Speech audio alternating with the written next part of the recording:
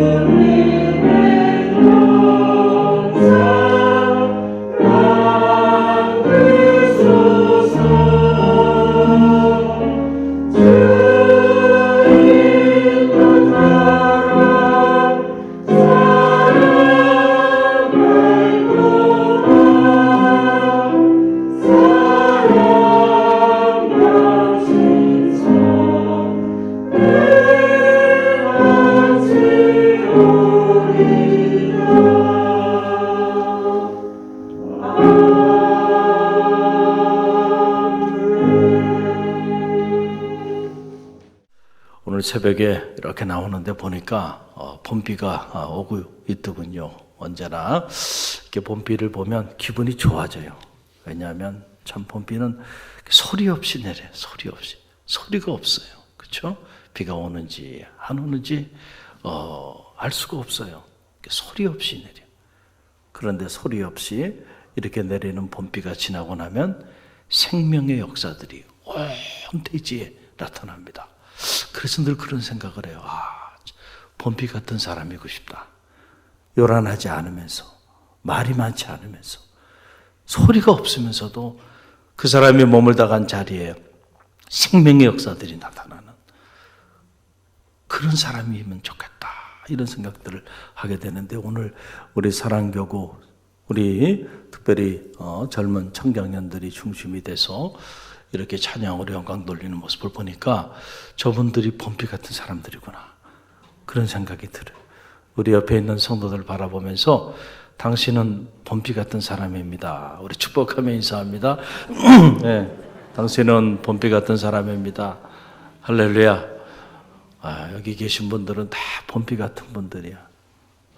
소리 없이 요란하지 않은데, 그런데 언제나 생명의 역사들을 이루어나가는 여러분의 가정에서, 직장에서, 그리고 여러분이 섬기는 교회에서 그런 하나님의 사람들이 다 되시기를 간절히 바랍니다. 오늘 주여 이렇게 기도하게 하소서, 주님 가르쳐 주신 그 기도대로 기도하기를 결단하면서 주기도문 묵상 9번째 시간을 맞이하는데, 우리를 향한 기도, 그 첫 번째 기도가 양식을 위하여 구하라는 거예요. 그렇죠? 그런데 나의 양식만이 아니고 우리의 양식을 위하여 기도하라. 그리고 두 번째 기도, 죄에 대한 기도인데 나의 죄뿐만 아니고 우리의 죄를 위해서 기도하라. 그리고 오늘 세 번째 시간으로 바로 시험에 들지 않기 위해서 기도하라. 여러분 기도할 때 꼭 주님 가르쳐 주신 이 기도대로 한번 기도해 보세요. 놀라운 능력이 나타나게 될 줄로 믿습니다. 시험에 들지 않게 기도하라라고 하는 그런 놀라운 말씀입니다. 여러분, 이 시험이라고 하는 것은 두 가지 종류의 시험이 있어요. 잘 들으세요. 하나는 하나님이 우리에게 주시는 시험이 있다. 그렇죠? 또 하나는 사탄이 우리의 삶을 무너뜨리기 위해서 우리에게 주는 시험이 있다. 그래서 우리가 믿음의 길을 걸어가면서 영적 분별력을 가져야 한다. 하나님이 우리에게 주시는 시험, 그 시험을 맞이할 때는 우리가 믿음으로 인내하고 감사함으로 견디어 나가야 돼요. 할렐루야. 그러나 사탄이 우리에게 주는 시험이 있어요. 이런 시험은 사탄아 물러가라 하고 담대히 여러분들이 그 시험을 내어 쫓을 수 있어야 한다라고 하는 그런 이야기입니다. 자, 욥기서 23장 10절 말씀 보게 되면 하나님의 사람들에게 주시는 시험이 있다는 거죠. 욥기서 23장 10절 함께 읽어봅니다. 그러나 내가 가는 길을 그가 아시나니 그가 나를 단련하신 후에는 내가 순금같이 되어 나오리라. 여기서 이 시험이라는 말, training or test라고 하는 말로 영어로는 이렇게 표현이 될 수 있어요. 여기는 단련이라는 말로 표현을 했잖아요. 욥의 시험. 이 사탄이 준 거 아니고 하나님이 준 시험이죠. 그렇잖아요. 자, 하나님이 우리에게 그런 감당하기 어려울 정도로 그런 시험을 주시기도 하시는데, 그런 시험은 믿음으로 잘 우리가 극복하면 순금같이 나오게 되는 그런 역사가 나타나게 된다라고 하는 거예요. 하나님이 하나님의 자녀를 들어 쓰실 때 보면 그냥 들어 쓰시는 법이 없어요. 반드시 하나님이 이 훈련의 과정, 시험을 통한 이 훈련의 과정을 통해 들어 쓰십니다. 많은 사람들이 하나님 앞에 다 존귀하게 쓰임받길 원해요. 우리 가정이, 내 삶이 하나님 앞에 존귀하게 쓰임받는 가정, 쓰임받는 인물이 되기는 열망하지만, 그런 인물, 그런 가정이 되기 위하여 우리가 통과해야 하는 시험들이 있다. 근데 그거는 생각하지 않아요. 그래서 조금만 시련이 오고 고난이 오고 시험이 오면 금방 믿음의 길을 떠나버립니다. 그래서 하나님이 존귀하게 들어쓰시기 위하여 시험하시는데 그 시험에 통과하지 못하고 사라져버리는 이들이 너무 많아요. 너무너무 안타까운 일이 아닐 수가 없죠. 여러분, 하나님께서 아브라함을 들었어요. 그를 들어서 내가 너로 하여금 큰 민족을 일으키게 할 거다. 내 이름을 창대케 할 것이다. 내가 너를 복의 근원이 되게 할 거다. 그러니까 너는 내가 시키는 대로만 좀 해라. 그렇잖아요. 그래서 아브라함이 결단합니다. 그 갈대아 우르로 가려고 하다가 그 자기의 모든 계획을 내려놓고 하나님이 지시할 땅으로 나아갑니다. 수많은 시련을 겪었어요. 무려 25년의 시련이 있었습니다. 그렇죠? 그러나 아브라함이 마지막까지 끝까지 그 사이에 수없이 무너졌지만 다시 일어나고 또 다시 일어나고 또 다시 말씀을 붙잡고 그래서 결국 그 하나님이 그를 열국의 아비, 열국의 어미 아브라함과 사라를 그렇게 들어서시기 위하여 훈련시킨 그 20여 년의 세월을 그가 잘 통과했을 때 비로소 그를 들어서 믿음의 조상이 되게 하셨다는 거예요. 요셉, 어느 날 갑자기 하나님이 10대의 요셉을 들어서 그렇게 존귀한 자로 들어서신 게 아니에요. 무려 13년 동안 하나님이 그에게 주시는 시험이 있었다는 거죠. 구덩이에 던져지고요. 이집트의 종으로 팔려가고요. 무려 3년 동안 치안으로 몰려 감옥의 죄수로 살았어요. 그런데도 놀라운 사실은 요셉이요, 하나님과 함께하는 사람이었다는 거예요. 그래서 그가 하는 모든 일들이 형통하였다. 참 이게 감동이 돼요. 우리 같으면 말이야, 아니 하나님이 나에게 이런 꿈을 주시고 이런 비전을 주시고 그러고 난 다음에 어떻게 나에게 이런 시련을 주시는가? 어떻게 나를 이 구덩이에 집어던지게 하고 어떻게 저 형들의 시기와 질투로 인해서 나를 이 이집트의 종으로 팔려가게 용인하시는가? 정말 하나님 살아계시면 이럴 수가 있는가? 아마 불평과 원망이 그냥 막 터져 나왔을 거예요. 그리고 10년 동안 죽도록 종살이 했는데 나는 무죄한데 보디발 장수의 아내의 저 강경한 모함으로 인해서 내가 치안으로 몰려서 죄수가 돼서 제자는 죄수복을 입고요 감옥에 갇히는 신세가 됐어요.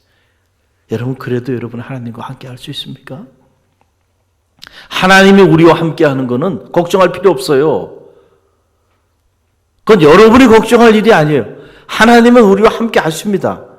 중요한 거는 오늘 우리가 하나님과 함께 하느냐 그렇지 않느냐라고 하는 사실이에요. 이게 중요한 거예요. 하나님 걱정하지 마세요. 하나님은 여러분과 함께 하세요. 중요한 건 우리가 하나님과 함께 하느냐가 이게 중요하단 말이에요. 그런 고난 속에서도 정말 하나님과 함께 할 수 있겠는가? 하나님과 함께 한다는 게 뭐예요? 여러분, 빛이 조명되어지고 있잖아요. 저 빛을 바라보는 거예요. 그럴 때 저 빛 대신 하나님이 나의 온 삶에 함께 하셔서 내 안에 어둠이 없게 하신단 말이에요. 그런데 빛이 조명되어지고 있는 이 자리에서도 저 빛에 등을 돌리고 있단 말이에요.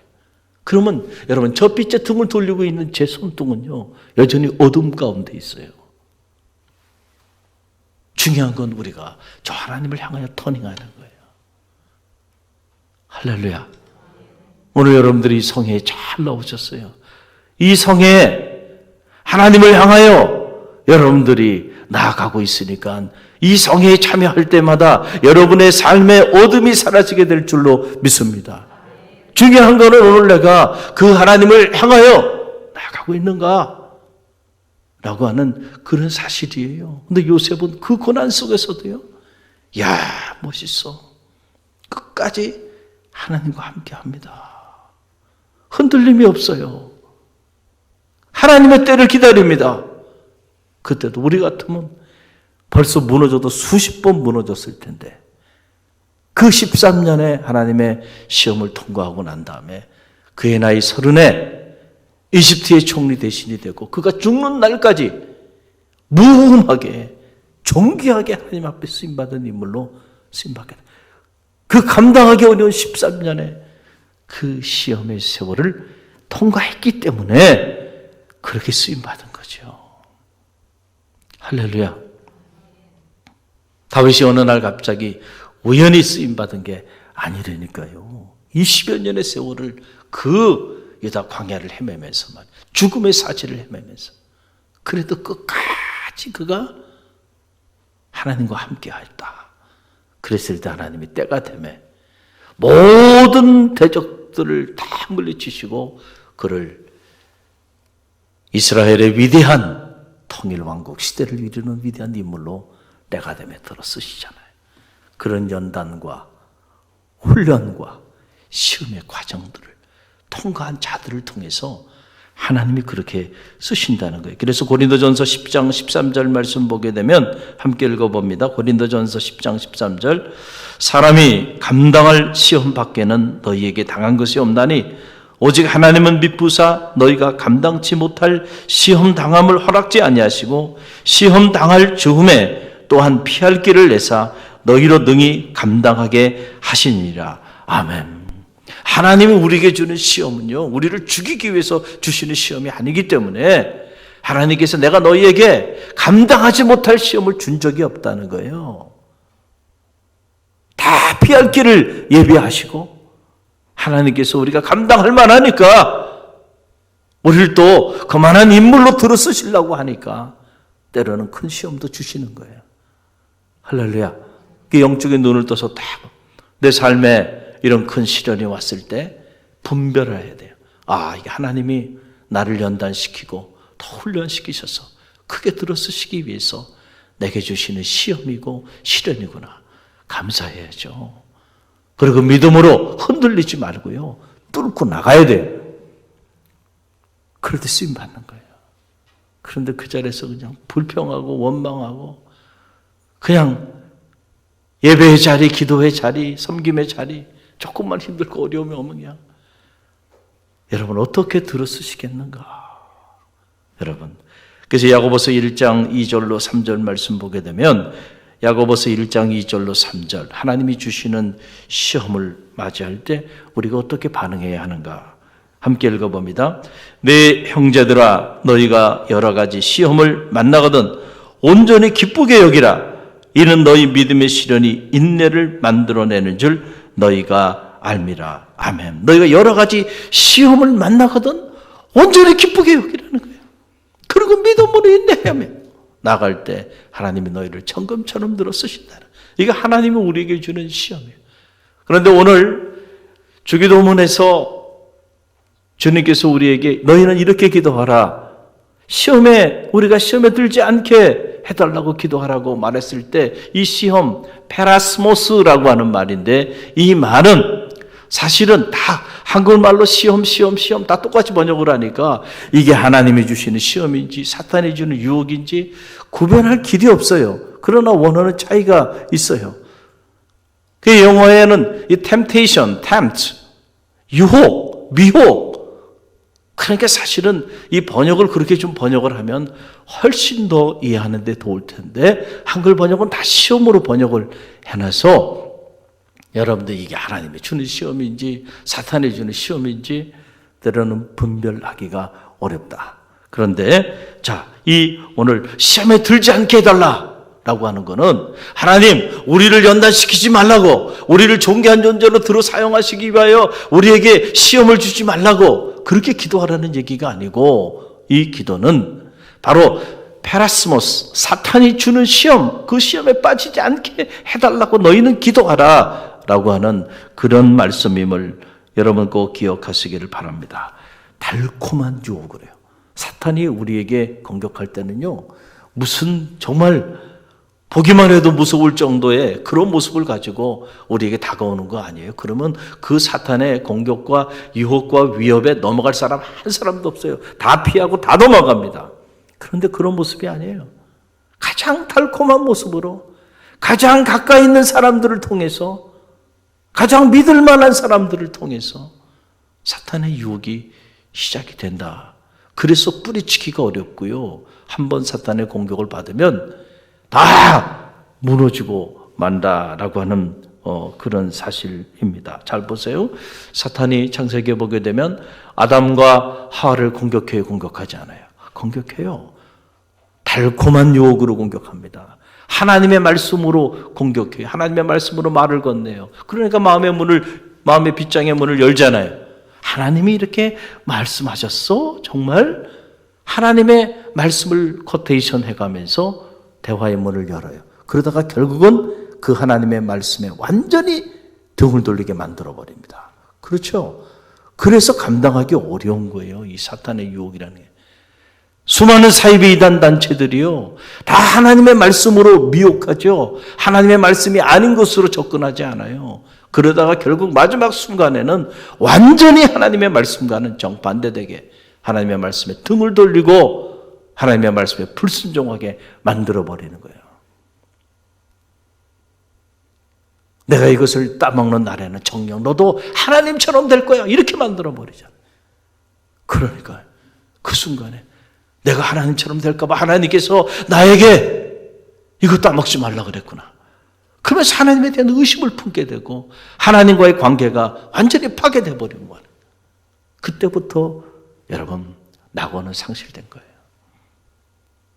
그 하나님이 따먹지 말라는 선악과를 따먹어 버리잖아요. 사탄이요, 이렇게 너 하나님처럼 될 거예요. 얼마나 달콤한 유혹입니까? 뿌리치기 어려운 거예요. 그 넘어가 버리는 겁니다. 그렇죠? 이게 무서운 거란 말이죠.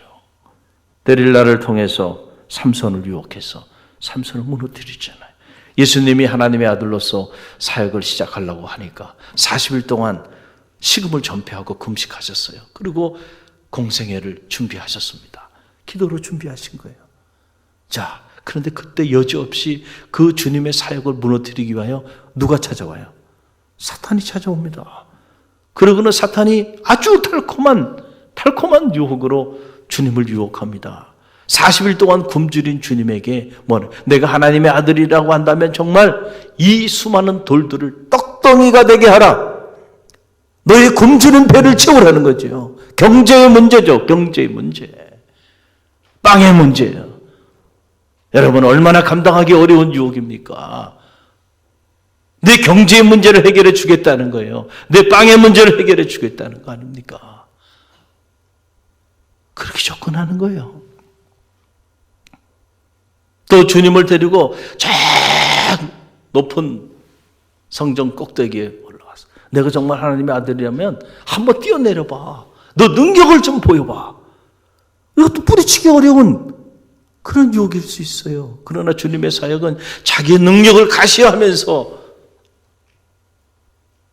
우리를 향한 구원의 역사를 이루는 사역이 아니었고 결국 능력이 있음에도 불구하고 능력을 절제함으로써 사용하지 않음으로 십자가에 달려 고통당하시고 고난당하심으로 우리를 향한 당신의 사랑을 드러내야 하는데 처음 시작부터 사탄은 내 능력을 한번 드러내 보여봐. 그러니까 주님께서 그 사탄의 유혹을 들으시고는 주 너희 하나님을 시험하지 말라. 사탄이 주 너희 하나님도 시험한다니까요. 그럼 여러분 시험 안 할 것 같아요? 다 시험한단 말이죠. 그러고는 또 사탄이 지극히 높은 산으로 올라가서 천하 만국을 다 보여주면서 아무도 보지 않지? 나한테 한 번만 경배해.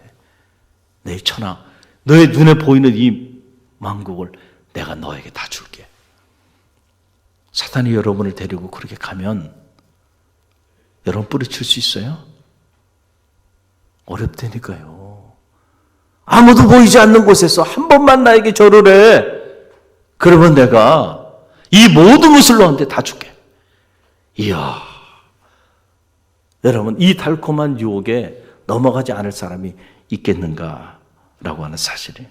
주님께서 주 너희 하나님께 경배하고 다만 그를 섬기라. 세상을 섬기고 세상을 사랑해서 그 세상을 향해서 달려가느라고 우리가 주님께 나오지 못한 거 있잖아요. 아직도 이 사탄의 시험에 빠져 종노릇하고 있는데도 내가 우리 가정이, 우리 자녀가, 남편이, 아내가 이 사탄의 시험에 넘어가서 그렇게 살아가고 있는지도 모르고 살아가는 경우들도 우리 가운데는 너무 많이 있다는 거예요. 그 주님께서 우리를 시험에 들지 말게 하옵시오서. 사탄의 시험으로부터 우리가 머물지 않게 해달라는 거예요. 그래서 베드로전서 5장 8절로 9절 말씀 보게 되면 베드로전서 5장 8절로 9절 함께 읽어봅니다. 근신하라 깨어라 너희 대적 마귀가 우는 사자같이 두루 다니며 삼킬 자를 찾나니 너희는 믿음을 굳게 하여 그를 대적하라. 이는 세상에 있는 너희 형제들도 동일한 고난을 당할 줄 알미라. 아멘. 어떻게 하라는 거예요? 자, 하나님의 주시는 시험 믿음으로 인내하고 참고 견디고 감사함으로 기쁨으로 나가요. 사탄이 우리에게 주는 그런 시험은 어떻게 해요? 근신하여 깨어서 대적하라는 겁니다. 할렐루야. 물리쳐야죠. 우는 사자처럼 너희 자녀를, 너희 남편을, 너희 가정을, 너희 교회를 무너뜨리고자 오늘도 사탄은 그렇게 혈안이 돼서 돌아다니고 있는데 잠들어 있으면 되겠는가? 우리가 영적으로 영안이 열리면요 그 세계가 보인단 말이에요. 잠을 잘 수가 없다. 잠을 잘 수가 없어요. 여러분께서 예수님께서 보세요. 자, 십자가를 지시기 위하여 그 고난의 쓴 잔을 준비하시면서 겟세마네 동산에 올라서 주님이 하신 일은 기도였죠. 기도였어요. 그런데 그 기도는 떨어지는 땀방울이 핏방울이 될 정도의 기도였는데 제자들을 향해서 기도하라 말씀하시면서 두 번이나 반복적으로 그들이 왜 기도해야 하는지 그 이유를 말씀해 주셨어요. 그게 뭐예요? 너희가 시험에 들지 않게 깨어 기도하라. 할렐루야. 오늘 주기도문에 우리를 시험에 들지 말게 해달라고 기도하라고 기도한 이 내용과 일맥상통한 얘기죠. 너희가 시험에 들지 않게 깨어 기도하라. 그런데 그들은 육신이 연약하여 깨어 기도하지 않고 뭐 했어요?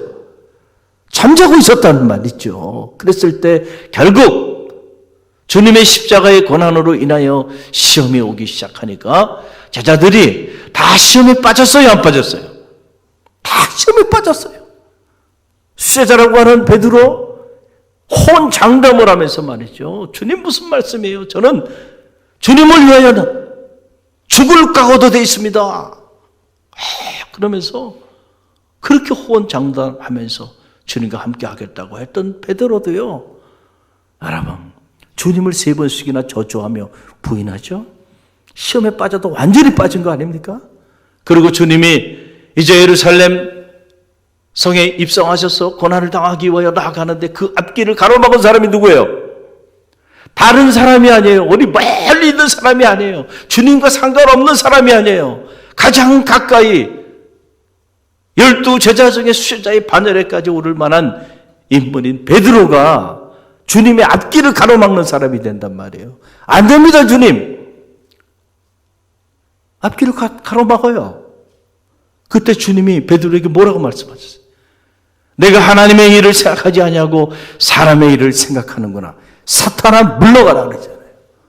그러니까 이게 무슨 말이에요? 영적으로 보면 깨어 기도하지 않으니까 베드로 같은 수제자도요.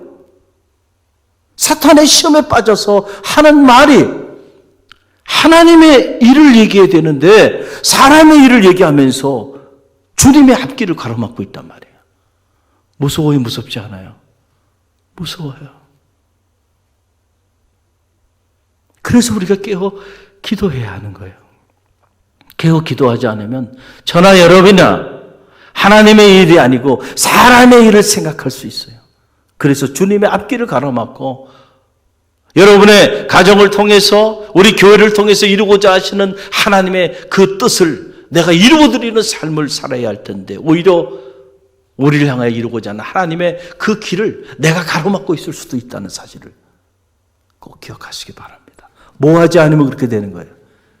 기도하지 않으면, 깨어 기도하지 않으면요.